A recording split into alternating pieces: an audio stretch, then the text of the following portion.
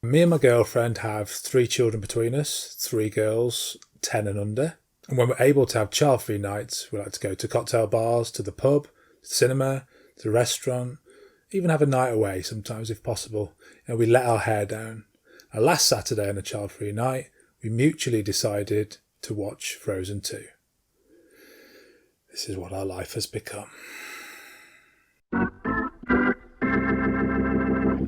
Frozen 2 was released in 2019 and relatively recently added to Disney Plus and Now TV. It was directed by Chris Buck and Jennifer Lee and written by Jennifer Lee, the very same setup which wrote and directed the first film. It stars Kristen Bell, Idina Menzel, Josh Gadd and Jonathan Groff. I usually start my reviews with a plot synopsis and then move on to the negative points towards the end of my review. But today I'm going to have to merge those two because I believe Frozen 2 has possibly the weakest plot of any major release Disney film.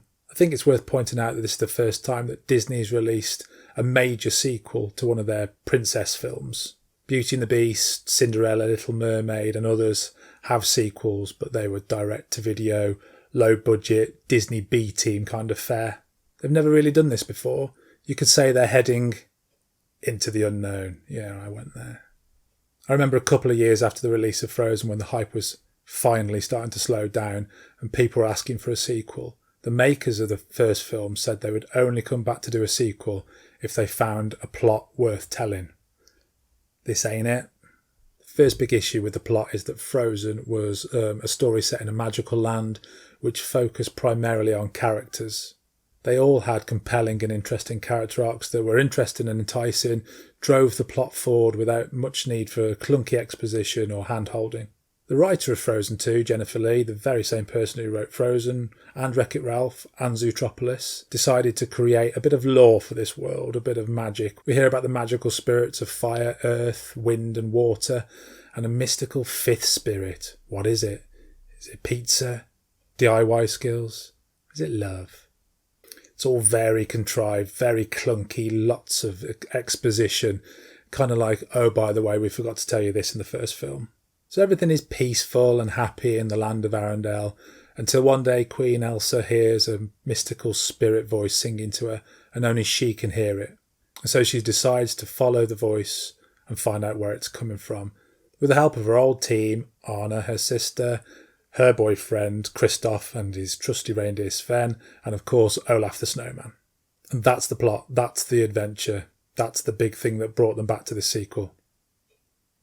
After about 20 minutes of nothing really happening, this is actually a very slow film as well. The plot does expand a little, thankfully. Unfortunately, with some of the most convoluted, confused, bloated and badly explained plotting I've seen in a kids' film since probably The Phantom Menace, a film about trade disputes. Another weak point of this film is the character arcs of all the main characters.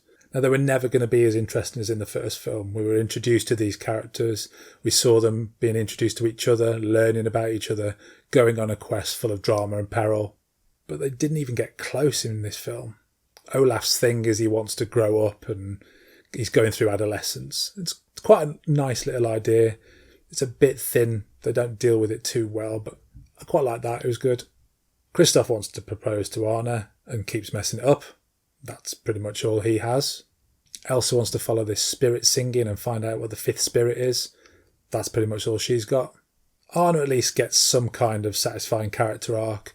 She's full of self-doubt about her relationship with Kristoff, and she's still in the shadow of Elsa and doesn't think she has much self-worth. And her story has a satisfying thread, although it really only comes to the fore towards the end of the film. The absolute biggest crime for me with the plot is there's just no drama.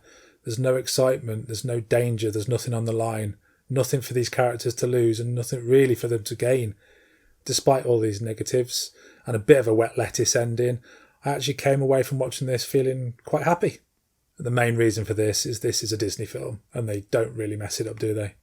The cast and voice work is absolutely top-notch, as usual. You're never snapped out of your suspension of disbelief. It's 100% believable at all times. The camaraderie between the characters is still there. It's still fun. These are likeable characters. You want them all to succeed. It's just a shame they're not given more to do. The songs are all at least good, and the big number, Into the Unknown, and its sequence is absolutely brilliant.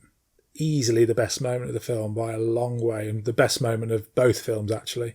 It's full of emotion and wonder, has a strong theme, has a really strong melody, and is sung absolutely incredibly by Idina Menzel. I mean, what a voice. This is not my bag musically. This is not the music I would choose to listen to. I like miserable stuff like Radiohead, and I listen to heavy metal and all that kind of stuff. But this song and the sequence really gave me goosebumps. It's that good. Christoph gets a great song too. A silly and fun sort of fist-pumping power ballad. Genuinely very funny and very entertaining.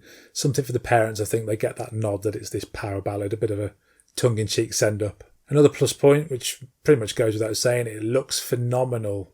This is Disney at their A game. It's really stunning looking film. Loads of colour, really nice design, lots of really nice sequences that stood out. Not sure how much these positives will outweigh the negatives on repeat watches. I have a feeling it will drastically weaken on a second watch. I'm not sure you could say that about the first film. In summary, Frozen 2 is a brilliant looking film, a great cast, great songs, great singing, some really good sequences, but is tainted by a very poor plot, very badly told, and character arcs that are just not interesting or investing. And my score for Frozen 2 is 6.5 out of 10.